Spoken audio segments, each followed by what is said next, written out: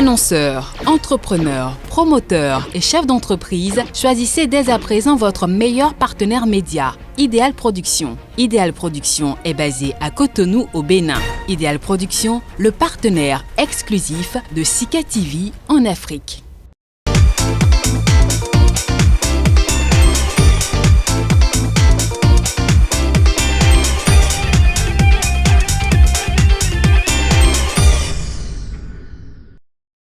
Au Nigeria, le DPR, le département des ressources pétrolières, a annoncé le 12 avril que le plus grand projet de raffinerie du pays, appartenant au milliardaire Aliko Dangote, a atteint un taux de réalisation de 80,3%.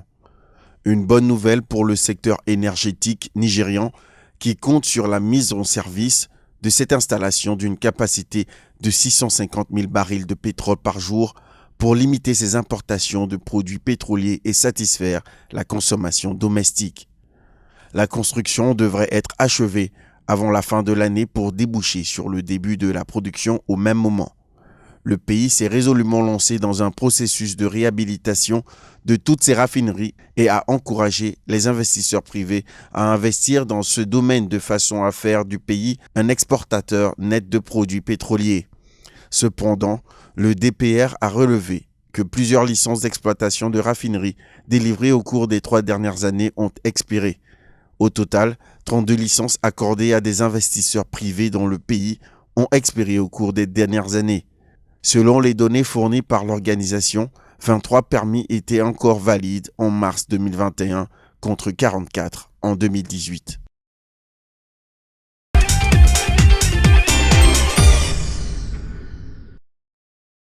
L'AIE, l'Agence internationale de l'énergie, considère dans son rapport mensuel que les fondamentaux du marché pétrolier semblent plus solides un an après sa chute en raison de la crise sanitaire liée au Covid-19. L'organisation a revu en hausse de 230 000 barils par jour sa croissance de la demande pour 2021. Après une chute historique l'an dernier, la demande devrait ainsi croître de 5,7 millions de barils par jour pour atteindre 96,7 millions de barils par jour.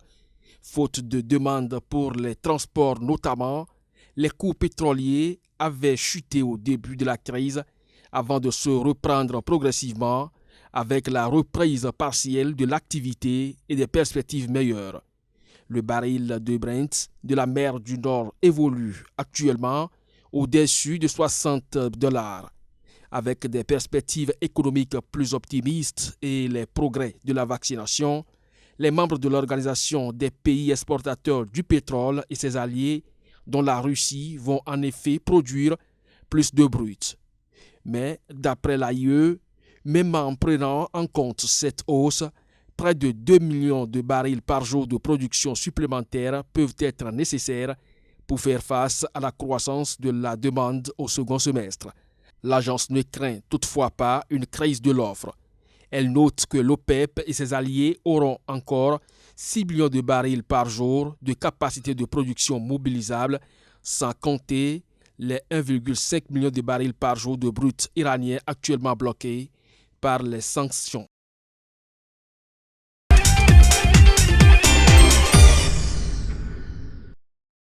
En Côte d'Ivoire, les exportations de produits de coton à valeur ajoutée ont reculé en 2020. Selon le dernier rapport du département américain de l'agriculture sur la filière cotonnière ivoirienne, la valeur des exportations de tissus en coton a atteint 23,3 millions de dollars, soit environ 13 milliards de francs CFA en 2020. Ce montant s'inscrit en baisse de 8% par rapport au résultat de la saison dernière, qui est de 25,3 millions de dollars, et reste très loin du record de 34,2 millions de dollars enregistré en 2014. En dépit de cette contre-performance, l'institution indique que la Côte d'Ivoire reste l'un des piliers dans le commerce de produits tissés dans la sous-région ouest africaine, avec la quasi-totalité de ses marchandises qui a été absorbée par ses pays voisins. Plus globalement, il faut noter que comme dans les autres pays producteurs d'Afrique de l'Ouest, la consommation domestique ivoirienne patine toujours avec moins de 5 000 tonnes de coton utilisées localement. Rappelons que le coton est le 4e contributeur aux recettes d'exportation agricole de la Côte d'Ivoire, derrière le cacao, le caoutchouc naturel et la noix de cajou.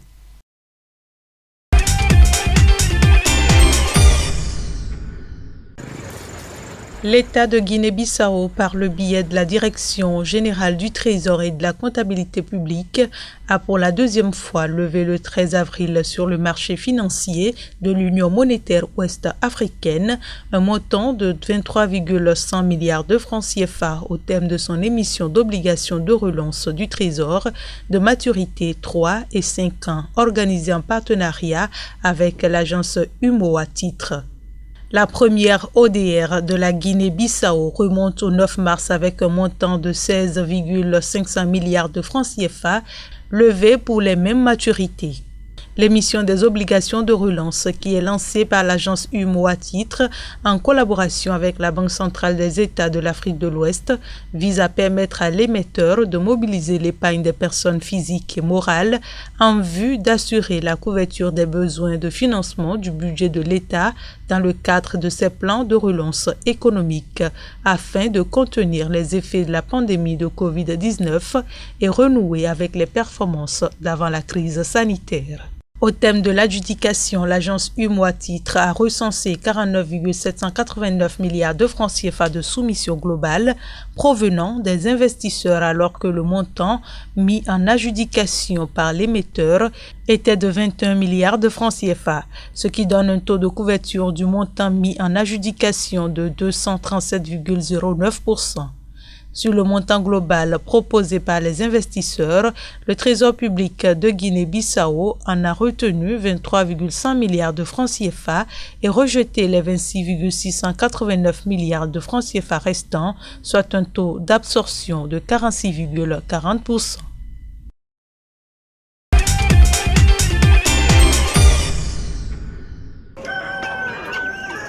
En Afrique du Sud, le ministère de l'Agriculture a signalé le 13 avril dernier un foyer de grippe aviaire dans une ferme avicole commerciale localisée dans la province du Gauteng.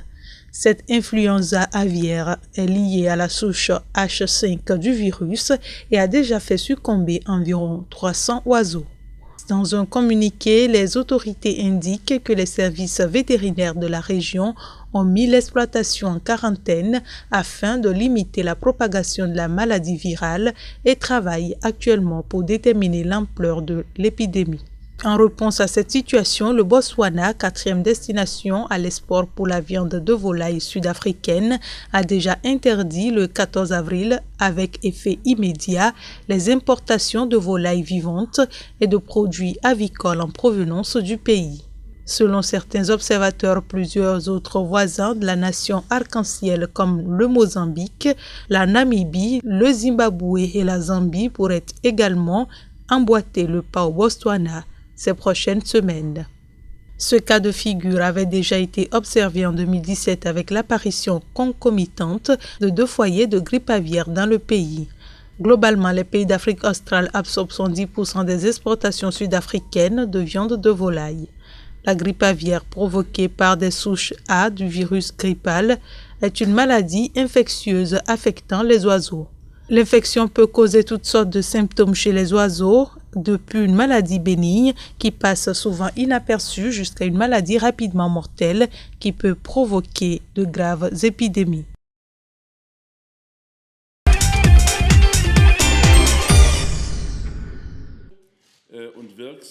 D'influentes organisations spécialisées dans la recherche économique ont affirmé que la pandémie de Covid-19 retardait la reprise économique en Allemagne. Lors de leur dernière estimation, elle tablait en octobre sur une hausse de 4,7% du PIB après un plongeon historique de 4,9% en 2020. Cette actualisation s'expliquerait aussi par la poursuite du verrouillage actuel de l'économie allemande. Les instituts montrent néanmoins davantage d'optimisme que le gouvernement allemand qui table sur une hausse seulement de 3% du PIB en 2021. Les experts prévoient un retour à un niveau d'avant-crise dès le début de l'année prochaine, suivi d'une croissance de 3,9% en 2022. Notons que la troisième vague de coronavirus continue de frapper l'Allemagne, qui a dépassé en début de semaine les 3 millions de cas recensés en un an de pandémie. La persistance de la crise sanitaire plombe la première économie européenne qui a fermé ses cafés, bars, restaurants depuis novembre et une grande partie de ses magasins depuis décembre. L'industrie, qui compensait jusque-là la chute de l'activité dans les services et le commerce, est désormais elle aussi touchée. La production a chuté en janvier et février.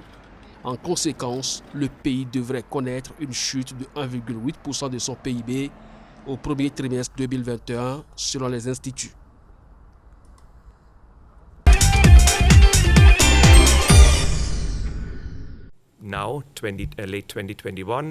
Pour l'heure, l'économie européenne est confrontée à plus de risques à la baisse à court terme que de chances d'amélioration en raison des mutations du Covid-19 et du retard pris dans la campagne de vaccination, selon le Fonds monétaire international. C'était à l'occasion de la publication de son rapport régional dans le cadre de ses réunions de printemps. Pour fin 2021 et 2022, nous suggérons un coup de collier supplémentaire parce que c'est ce qui va déterminer si nous parviendrons à limiter les pertes de produits intérieurs bruts, si celles-ci seront plus importantes ou moins importantes que ce que nous projetons, a déclaré le directeur Europe du Fonds monétaire international.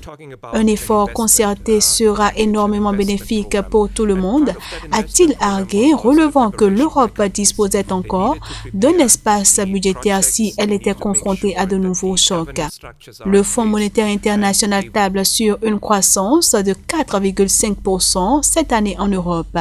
Mais la croissance du produit intérieur brut européen ne reviendra pas à son niveau d'avant pandémie avant 2022 et à condition que les vaccins soient largement disponibles à l'été 2021 et tout au long de 2022, a souligné Camer, mettant en avant la grande incertitude entourant ces prévisions. Accélérer la production et la distribution des vaccins est le défi le plus critique à ce stade et les décideurs politiques doivent continuer à fournir une aide d'urgence pour soutenir les ménages et les entreprises, estime ainsi l'institution de Washington.